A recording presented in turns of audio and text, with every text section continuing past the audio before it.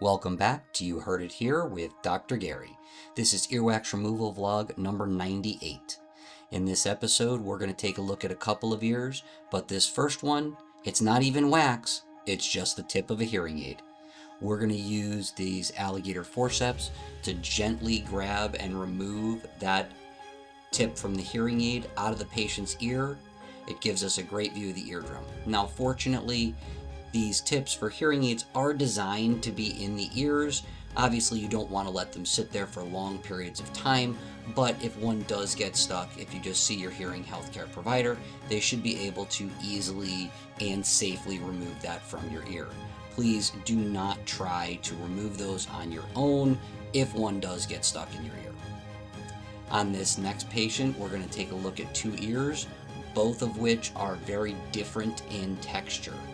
This first ear is completely impacted, and you can see the color of that earwax suggests that it's been in there for a long time. As we remove that earwax, it came out in two large chunks, completely freeing the ear canal and giving the patient restored hearing. Now, that patient did report that they had a feeling of pressure in the ear as we were removing that large glob of earwax. The reason for that pressure is that it was so tightly impacted to the ear canal walls, we had to almost break the seal. You could see on this other ear a completely different color and texture of the earwax. This is within one patient. So as I'm using the curette on the ear canal wall, I'm pulling it away and pushing everything towards the center in an attempt to get that earwax out to the aperture, the opening of the ear canal, as easily as possible without causing the patient any discomfort. If you like these wax removal videos, please take a moment to like and subscribe. It really does help with the YouTube algorithm and helps to keep me motivated to get these educational and entertainment videos out for you. If there's any other topics that you would like to see in these videos, such as the video we recently did with the connection between cognitive decline and Alzheimer's and dementia and hearing loss, please put a note in the comments section.